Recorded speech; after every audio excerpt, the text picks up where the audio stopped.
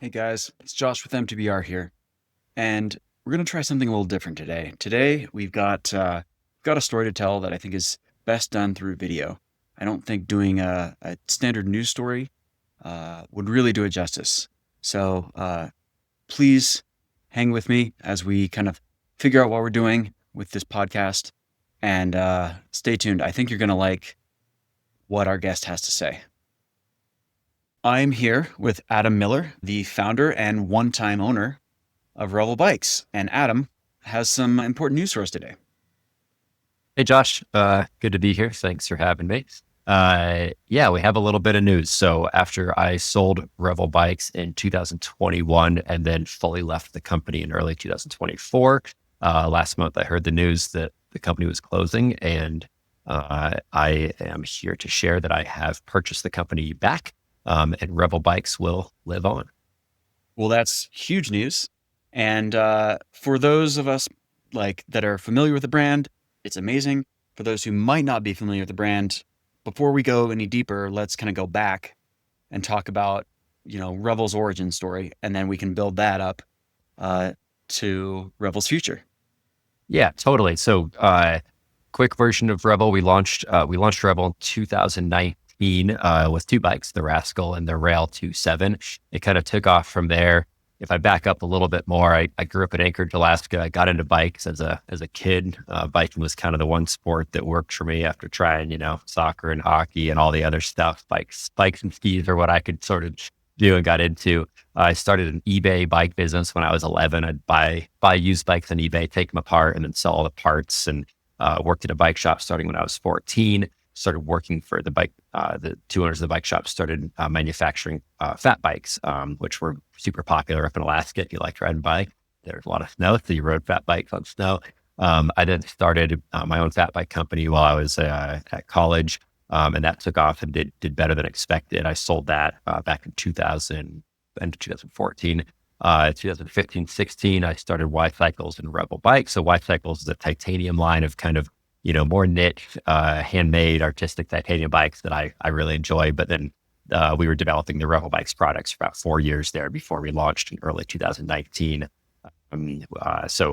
High-end carbon full suspension bikes using the CBF, the Cantil Balance Formula suspension. And when we launched in March of 2019 with the two bikes, we spent $96 on Facebook advertising and showed up at one bike event and crammed into a tiny Airbnb, and a few of us slept in our vans, and we showed off the bikes, and it just took off from there. We ended up selling all the bikes I thought would last all year. We sold in like 3 days. And then we kind of were just scrambling and trying to build things up and be able to meet the demand. And it was super, super exciting. Yeah, and I think uh, took off is the right description, because I think from the outside it looked like there was a ton of horsepower behind this brand that came out of seemingly nowhere and was just on this kind of meteoric rise. But I think it was much smaller behind the scenes than people really know.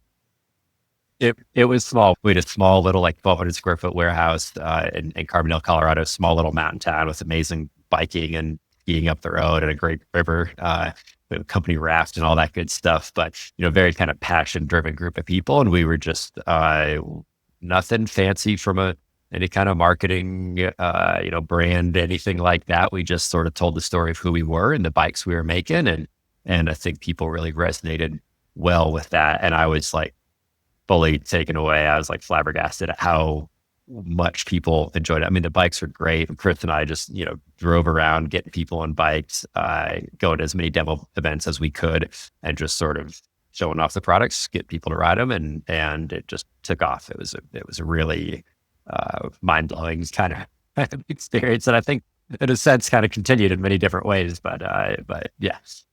Yeah, I think last time we saw each other face to face was during COVID on a business raft tour, as we were, Yes.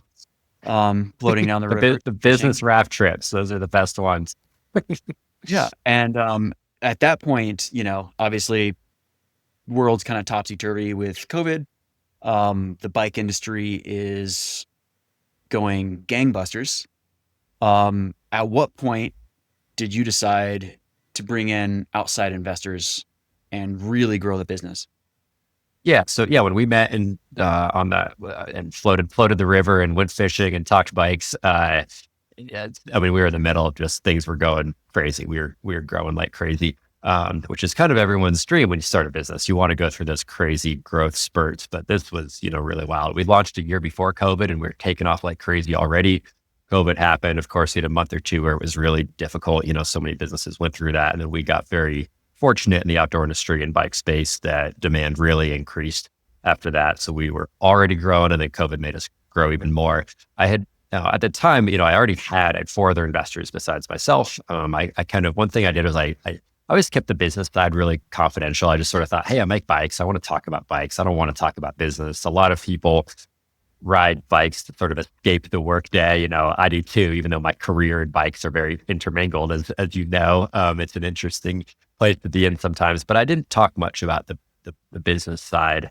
And going forward, I plan to do that a lot more, just because it's something I actually really like. The business side, I enjoy it.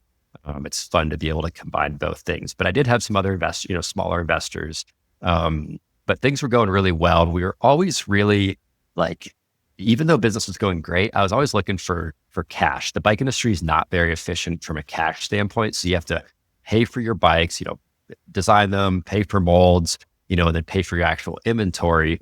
And then sometimes it takes a few months to even get that inventory from the factories. And then you ship that inventory to bike shops, and they pay you a few months later. So you spend all this money. And even if you're profitable on paper, you're out of cash very often. So much of what I was doing for so many years was always trying to raise money, talk to the banks, bring on investors, things like that. I got into real estate kind of just because it was the best way to borrow cash. So like, I, bought a house and then like Airbnb'd it and had several of the first employees live there so I could cover my mortgage. And then I'd like remodel the bathroom to be able to like get it appraised for higher value and then be able to increase the line of credit I was getting on the house. And because banks wouldn't give a new bike company any money. And so I'd always kind of used real estate was the safest, easiest collateral. So everything I was doing it was a bike company, but I feel like I was doing so many things to always work on that cash flow cycle.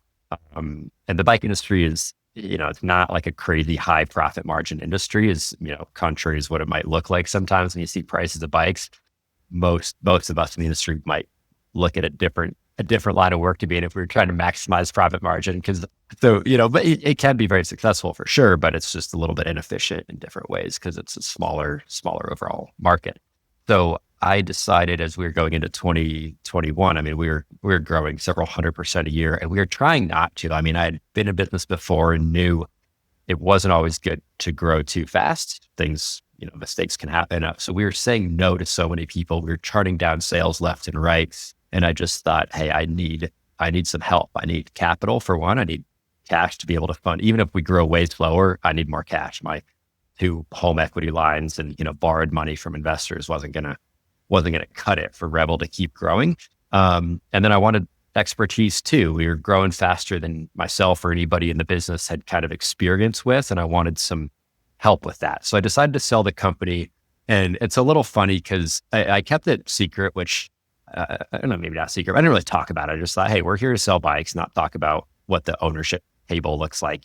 Lots of companies, outdoor industry companies, bike companies, they get bought and sold all the time, or investors come in all the time. And it just, it's not as exciting to talk about as fun new bikes, cool new adventures on bikes. But going forward, I plan to talk about it more because I think some of it's kind of interesting and fun. But I decided to sell it and set it up in a way where I thought nothing would change. I would still run the business, but we'd have different owners, and therefore I'd have more capital to make more bikes and to hire more people that could help the business grow. For them, some of that happened, and then some of it certainly did, and things certainly changed. But at the time, it was the right thing to do. And when we closed the deal October 28, 2021. When I sold the business, we were able to immediately give all the employees better health care, 401k program with a generous match. Everybody got cost of living wage increases, which needed to happen at the time. And I took a portion of the sales and gave everybody at the company a bonus. And that was like, I'll never forget that day in the office of handing out those really meaningful bonuses. There was like lots of happy tears, and we were all hugging each other. It was just like a really big win for everybody. I remember working at a bike shop, and growing up like in high school, and when companies sold, like we didn't like it. It was like really negative. Like I remember Santa Cruz being sold, and we were like, nah, they sold out, But then like Santa Cruz bikes started showing up on time, and pricing got better, and communication got better, and customer service got better, warranties got better, and so I think there's this. It's easy to say, oh, it's bad when a company sells, but really there's so many amazing things that can happen when a company sells, and I was hopeful that that would happen with Revel. That being said, things ended up going a little bit differently, and I did leave the company in early 2024 after I sold it. Yeah. So, I mean, like obviously Santa Cruz is a success story and what can happen when you bring on a bunch of capital if it's done responsibly.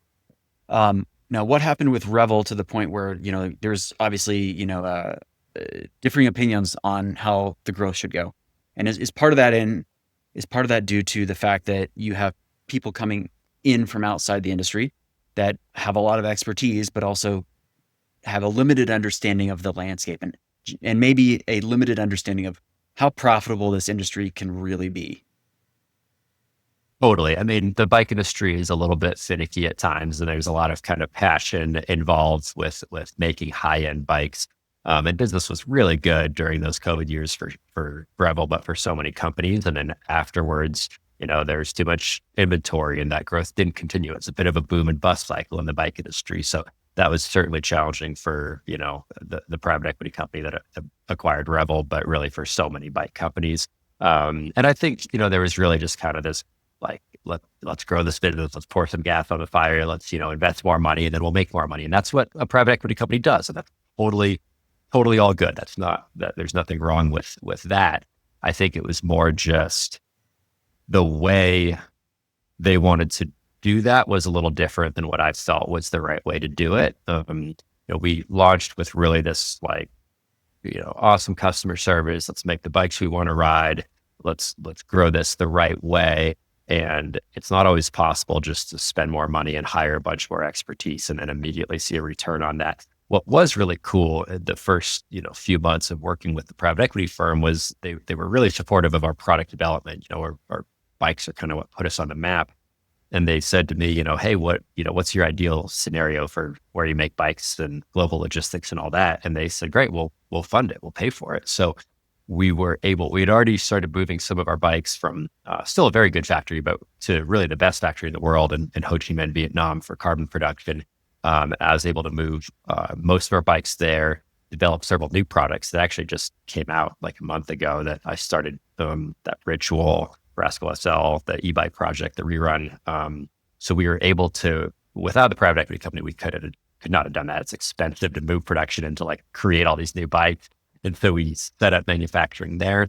And then we set up our own facility in Taichung, Taiwan for our, it's a Revel office with Revel staff. There's 7 people there. And that's for sourcing, assembly, international logistics. And it's kind of crazy. Like Taichung is where so much of the bike industry is. It's like Silicon Valley is the tech world. Taichung is the bike world. So like we have a warehouse like right in the middle. Within 20 minutes, you can drive to like every major bike, component company or headquarters. So it really kind of helped level up Revel from the size we were. We got this like world-class carbon production, sourcing, frame assembly platform to make like the best quality bikes we could and to control every step of that process. So in the beginning, it was really great in that sense. And what's crazy about that is if you invest in R&D and product development, customers don't see the kind of fruits of that labor for like 3 or 4 years. Oftentimes you start creating a new bike, you get something in a new factory, takes several years to make it. And then, you're longer to get it out into the world. So right now Revel has these great new bikes that, and so many massive improvements from where we were a few years ago, thanks to all that investment. But then we just started seeing things differently the way, I was sort of felt like the odd man out with kind of a lot of these growth plans and what Revel was going to do to grow the company. And sort of all that coupled with a challenging bike industry and sales that weren't quite as expected. I learned a lot through the process, but I ended up yeah, like 18 months before I left, I gave the private equity firm a letter. I gave them like 18 months notice. And I was like, hey, I love Revel, love the people here, love the bikes. Um, I just feel like in the long term, I don't see a good, this isn't really a good fit, but I'll help you hire, people, help you hire CEO. I want to leave the company in great hands. And we ended up doing all that. And at first they flew out here and they were like, "No, we don't want you to leave." And I tried to stuck around for a little bit longer, but then ultimately just decided like I didn't see it as being a good fit, but wanted to leave on as positive terms as possible. So really, it was Sea Otter 2024 that I had one-on-one meetings with everybody. I'd already stepped out as CEO. I'd kind of been there for about 6 months. Ben was the new CEO. I had one-on-one meetings with all of our suppliers, factories, friends to say, hey, I'm leaving, but everything's all good. And then, it was the toughest decision I ever made to leave the company I started. I put the better part of a decade into it, and it was tough to leave, but it was the right thing to do with all the kind of challenges and differences of opinion and whatnot. And that sort of led to when the news went out, I heard the day before that the company was closing, and then I decided to buy it back, and here we are now.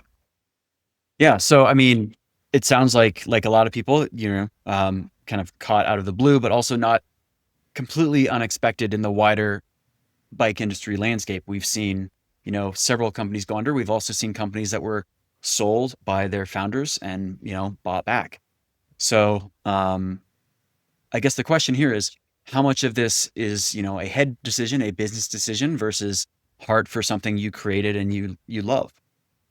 Yeah. No, it's not too uncommon of a story, especially in the bike industry right now. And it's cool to see that. It's been fun to see other companies have this sort of return to independent ownership. And I hope and I think that that's going to be a really good benefit for the bike industry long term, even if we have another few years of challenging times here and there. But no, and I've been not working for a year. I'd sold the business, I'd left, and traveled a lot, rode my bike more than I ever had for like the previous 10 years, and joined the business groups, and, did all this like soul searching and stuff, trying to figure out what was next for me. And for a while I was thinking I'd leave the bike industry and do something different. And after about 6 months, I was looking at all these other opportunities or jobs or thinking of what to do next. And I just kept coming back to bikes. I bought like 20 different domain names for my next bike company, and none of the names quite sounded right, but I was like getting the ideas going and thinking of new business plans, and,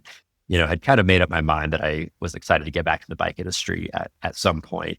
But I never expected this to happen. So when I heard that Revel was closing, and then, I got a call the day before saying they were actually, they were closing. I just immediately thought, well, I can't. I guess probably heart and head if to answer that question. But I just thought I got to figure out how to. I don't want to see my company go that way. We were on such a great trajectory, and I want to be able to. I want to be able to do it right. It fell off. I mean, it's the worst thing for any company, but a company to fail, to lay off employees, to leave vendors and suppliers and customers and just leave people hanging. It's like the worst thing ever. I mean, when I got that call saying, hey, tomorrow the company's closing, it was the worst feeling I ever could have imagined. I mean, it just felt like 10 years of things I did. It wasn't even that it just didn't work. It was like it's worse than it didn't work for it to go out that way and affect so many people that way. So it's kind of a pretty weird emotional roller coaster to go through. And so then I just immediately called all the people I knew who knew about bankruptcy law, which I didn't know anything about. Kind of learned as much as I could there, and figured out how to buy it back. Yeah. I mean, and you didn't have much time. So like things had to come together pretty quickly. And I'm assuming there were other interested parties. Yeah. What I found out later was they were trying to sell the company the week or two before, knowing they were about to close the doors. The bank was gonna take the business and foreclose on it, and they didn't have any luck there. And then the news went public, and there were a lot of other interested parties that were contacting the bank to try to buy the company. like a lot. And so I found that out, and I basically just, I said, what is it going to take to do this? And by the way, I'll get this done tomorrow. Like I didn't need to do all this due diligence and look at all these numbers. I'd been gone from the business for a year, so I didn't know what was really going on, but I had a general idea. And I just thought I don't want to. It was tough for me to see the business I started with a great group of friends. We all put all this energy into it. It was tough to see it go a different direction than what I had wanted it to go. But then in my mind, I was like, man, if another like private equity firm or like somebody buys this company, like what would they do with it? I was like, I don't think I could handle that. So I was like, I'll just figure out how to, like, whatever it takes to get this thing done. And then it was weird that there's all these legal requirements. It was this like foreclosure process. And then there had to be this public notice period. So that just ended, but I had to kind of keep it confidential for this 10-day public notice period. And that luckily just ended and everything worked out. And here we are now. But yeah, I'll be really happy if I never go through anything like that ever again. And we can just focus on making great bikes and a decent business, and just a crazy process there. Yeah. So, I mean, getting back to making bikes now, what does Revel 2.0 look like? Because it sounds like your idea for growth is going to be maybe slower and more sustainable than what the company was previously aiming for. Totally. Yeah, we're going to be a lot smaller. We're going to make the best bikes we can, and we're going to just set way more reasonable goals and focus on the best customer service possible. We already have a lot fewer people now. We have 8 people here in Carbondale, 7 people at our Taichung facility. And there's phenomenal new bikes. I mean, the bikes that were just launched, we have some here now. I'm working on getting more in, but the Ritual Enduro bike, the Rascal SL, the Rerun e-bike. We got new colors of the Ranger. The bikes are like, we really had this like powerhouse. Our engineers were phenomenal, and we were able to get them in the best factories. So we have these brand new bikes out now, which is exciting. But our business model is going to look different.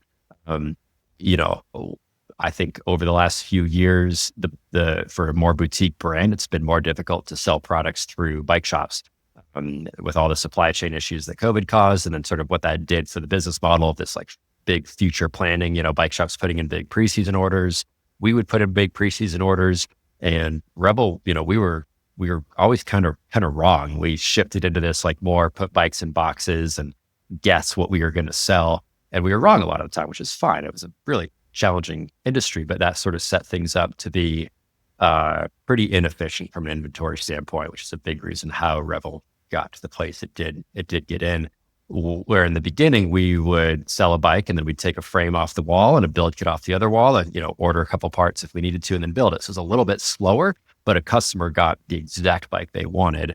And so we're going to focus more on that. But with that, we're going to our dealer program is going to change to be much smaller and be focused on frame only. So anybody can go into a bike shop, a dealer can buy one Revel bike or one Revel frame from us and build that bike up for the customer. And in the future, we might do like a drop shipping program there. We haven't quite sorted that out yet. But that way it helps the dealer have a sustainable business model. It gets the end user, that experience if they want to build a custom bike with their local shop, which is awesome. And then people can buy complete bikes or frames from the Revel website. We'll also be able to sell those internationally and fulfill directly from Taiwan, which is kind of a nice hedge against all the tariffs and stuff going on. And really at the end of the day, the goal is to get a much lower price bike for customers. Costs have gone up over the last few years. What is reasonable to sell a bike for has come down. So we want to change things to best take care of customers in kind of the new changing world. Yeah, that's really interesting. Can you say more about what that looks like as far as ordering directly from Taiwan and how that might get around tariffs? Yeah, it won't get around tariffs. It's just a different place that the product ships from. So depending on which country it goes to, different countries have different tariff rates. And we all know that's changing like crazy every day right now and hard to predict.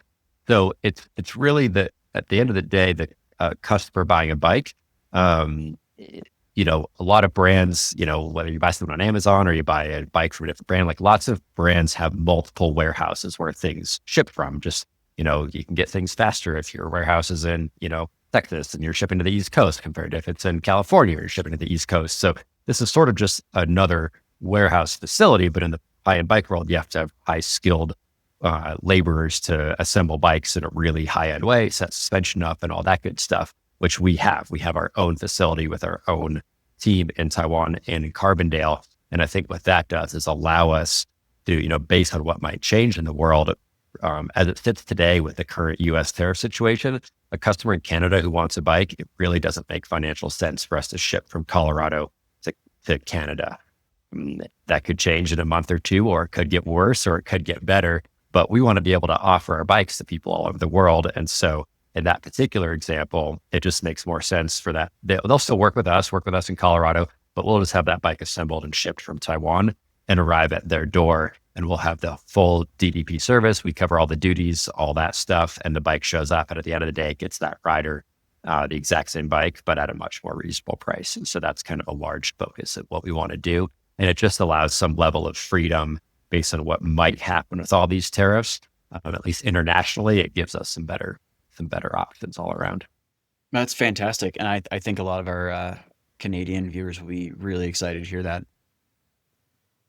All over the world, it should help. Just provides a good option. So I'm going over there on in a few days here. I hop on a plane to go over to our facility, and I'm excited. I love working in Taiwan. There's fantastic people there. So much of the bike industry is right there in Taichung, and we have this like dream team of small team of 7 people, but they're just awesome. So it's fun to go over there and work with them.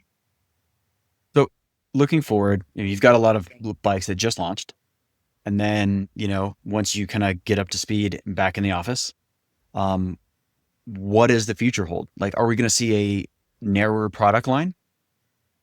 Not necessarily. So really, we're going to continue with how we started the brand, which was, hey, we want to make the bikes we want to ride, which is luckily for us, like a pretty wide range of bikes. So right now we have, everything from gravel, down country, all mountain, enduro. We made a downhill bike concept bike, but we didn't get that one to market. But the idea is to have that full lineup of bikes and kind of the right ones in between. And then we also had a titanium line of bikes, which over the last year or two, the leadership wasn't as interested in that, and so sort of phased out some of those bikes. But we're going to be bringing those back. We don't exactly know when or what they're going to look like, but I love titanium bikes. A lot of the team here absolutely loves them, and it's a fun way for us to be able to experiment with new geometries. We can make smaller runs of product. We work with a few great factories for those bikes, and at the end of the day, it's really fun to have a titanium hardtail and like a 170 travel enduro bike. And most of us here like riding all of those kinds of bikes. So we're gonna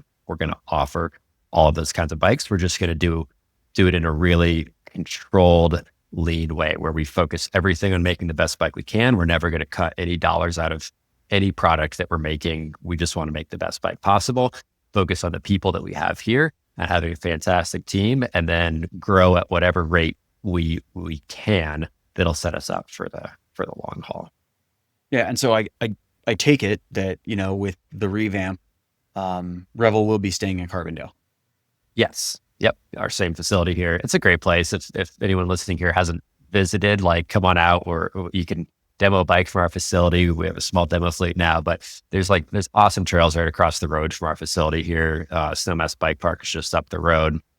We got the river and a raft, and it's a lifestyle choice, which for me is, there's a lot of fun to be had, but also we're making bikes. We're trying to make the most high-end modern bikes we can. And we live in a place where our lunch ride is just phenomenal testing grounds. And it definitely helps us, create those bikes that we want. Mm-hmm. So going forward, the wider cycling industry, let's kind of take a step back and look at everything from the 1,000-foot view. Do you think kind of the VC interest in cycling companies, do you think there's an inherent incompatibility, or do you think it's just finding the right fit for other brands going forward? I think the big picture, and that's a tough question because I'm very close to having just gone through working with VC private equity and getting out of it and having a very strong desire to own this company independently and build it for the long haul. And that's a very different mindset than private equity. For certain companies, it absolutely makes sense. I think the appetites can be pretty low for institutional investors to invest in the bike world because the last few years have not gone very well. And, that memory will stick around for a period of time. The bike industry is not inherently this incredible cash cow profit margin business. So, VC private equity, their goal is to take money and make more money off of it. And that's great. I don't see that as being a bad thing. I just see that as if it's the wrong fit and the company and the private equity firm aren't the right fit, it can absolutely be a bad thing. So I think we're going to certainly see less appetite for institutional money like that. A lot of these banks that were backing many, many large bike companies saw very poor performance from these large bike companies. And that makes the banks less, apt to say, oh, hey, new bike company, we'll give you a loan. They have this data that they've seen that hasn't been very good. So I think that's going to change the outlook. It does take money to create a great brand and great business. You want to invest in new products. You want to hire some engineers, invest in new frame molds, invest in R&D to try new things. And so, I hope that there's still private equity and banks out there that want to invest in the bike industry. And hopefully they want to invest understanding that there might be a little longer horizon, because more investment will mean more great products for all of us to ride. But I think people are going to be a lot more cautious and be a little bit more picky about who they work with on both sides of that. Yeah. And I think the business takeaway for people that care is to sell high and buy back low. So, Not bad, not expected, but well, is there anything that I forgot to ask about that you think we need to cover? no, thanks for taking the time. I know this is all quick with this happening, so I really appreciate you talking about it. I'm excited to be back. Our team's excited to be back. Revel's going to look a little different, be a little bit smaller, but we're here to stay for the long haul. And so, I feel really, really grateful to have a chance to do this again and to do it the right way. And I hope everyone gets a chance to ride one of our bikes, and I hope you like it. Yeah, well, fantastic. I know like the last couple of weeks have been a whirlwind. Really appreciate you making time to talk with us. And we wish you nothing but the best going forward. Thanks, Josh. I appreciate it.